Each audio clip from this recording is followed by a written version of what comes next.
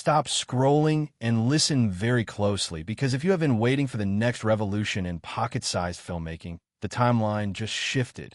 For months, the internet has been arguing about the DJI Osmo Pocket 4. The rumors have been messy. Some insiders said we would see it in October. Others were doom posting, claiming we would not see a new gimbal camera until late 2026 or even 2027 because of supply chain issues.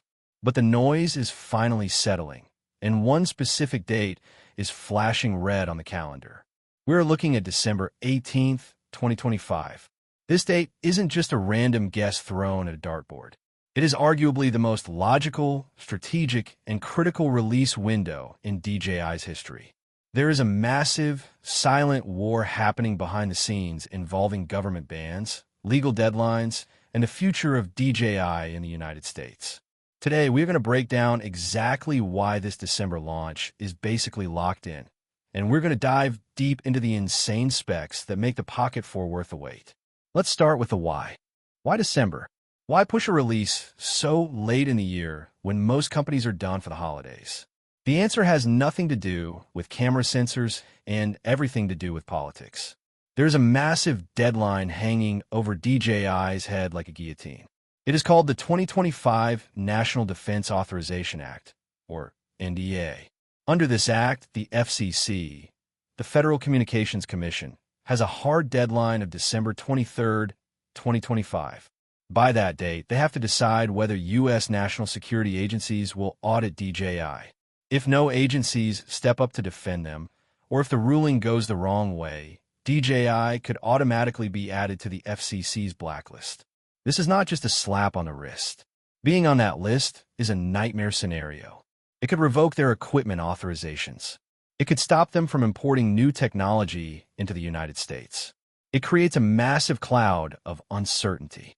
You have to remember that the United States market accounts for almost 40% of DJI's entire global revenue. We're talking about billions of dollars. They cannot afford to lose this market.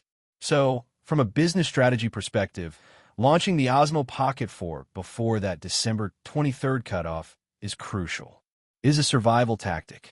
By launching on December 18th, they get the product into the country, certified, and on store shelves before the legal hammer comes down. It allows them to secure that holiday revenue and get the hardware into creators' hands before things potentially get complicated. It is the last big push before the storm.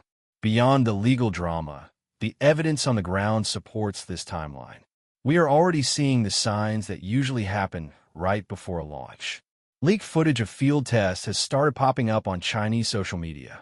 Supply chain reports are hinting that mass production lines are spinning up. When you see smoke, there's fire. DJI is cooking something, and they are cooking it fast. So, if you were worried you would have to wait until 2027, you can relax. The Pocket 4 is coming, and it is coming soon. Now that we understand the urgency, let's talk about the machine itself. The Osmo Pocket 3 was a masterpiece. It changed the game for vloggers. So how does DJI top that? The rumors suggest they are not playing it safe. They're going for a complete overhaul of the imaging system. The Pocket 4 is rumored to feature a dual camera setup. This is a massive departure from the single lens we are used to. The main camera is expected to keep that glorious 1-inch CMOS sensor that made the Pocket 3 so good in low light, but with a twist. It is rumored to be tuned by Hasselblad. If you fly DJI drones, you know the Hasselblad name. It means color science that is rich, natural, and cinematic right out of the camera. Skin tones look organic. Sunsets look incredible. You don't have to spend hours color grading if you don't want to. But the real game changer is the secondary lens. Leaks are pointing to a telephoto camera using a 50-megapixel OmniVision sensor. Imagine having a mechanical gimbal that fits in your pocket, but now you can punch in and get a compressed background or a close-up shot without losing quality. This would improve subject tracking immensely because the camera has more data to work with. It improves depth perception for autofocus. It gives creators flexibility we have never had in a device this size. Let's look at the display. The rotatable screen on the Pocket 3 was iconic. It was the fidget spinner for photographers. The Pocket 4 is likely keeping that form factor, but the panel quality is getting a boost. We are hearing reports of an 800 nit peak brightness. If you have ever tried to film outside on a sunny day with the current Pocket, you know the struggle. 800 nits means you can actually see what you are framing in direct sunlight. There are also wild whispers about a secondary front display. This would be a huge win for vloggers who want to check their framing without flipping the main screen. But that particular rumor is still unconfirmed. Connectivity is another area where the Pocket 4 is catching up to modern standards. We're looking at an upgrade to Wi-Fi 6 and Bluetooth 5.2. This means faster file transfers to your phone. If you're a creator who edits on the go, cutting the wait time for 4K video transfers is a huge quality of life improvement. We are also expecting faster USB-C power delivery charging.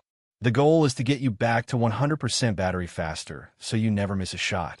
Speaking of battery, the cell density is expected to improve, offering a slightly longer runtime. However, there's a trade-off. To fit the dual cameras, the new cooling system, and the bigger battery, the body might be slightly taller and heavier.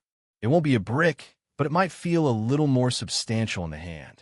The design language, based on the few leaked images we have seen, is leaning towards a more premium aesthetic. It looks sleeker. The materials look more robust.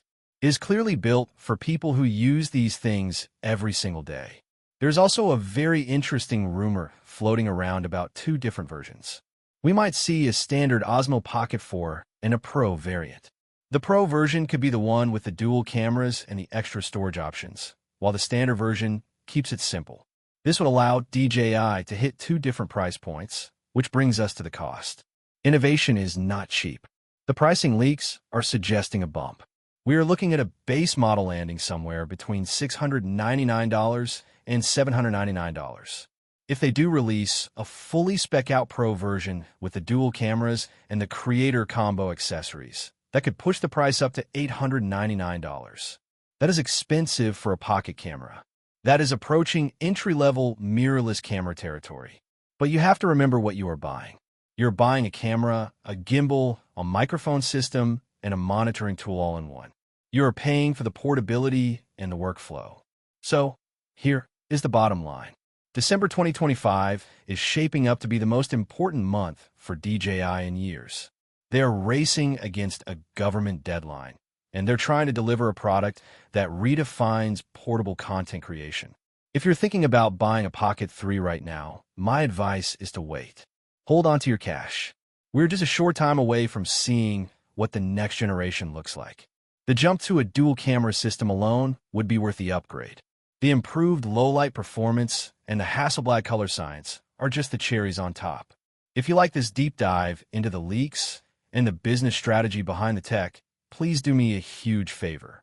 Subscribe to the channel so you don't miss the official review when this camera finally drops. Share this video with your filmmaker friends who are confused about the release date, and hit that bell icon so you're the first to know when the news breaks. In my honest opinion, the DJI Osmo Pocket 4 is going to be the ultimate vlogging tool. The Pocket 3 was near perfection, but the addition of a zoom lens and better durability makes this an instant buy for me. The price is steep, yes, but for the amount of power you get in your pocket, there is simply nothing else on the market that can touch it. DJI knows they have a winner, and they're going to fight tooth and nail to get it into the US before the year ends. Thanks for hanging out, and I will see you in the next one.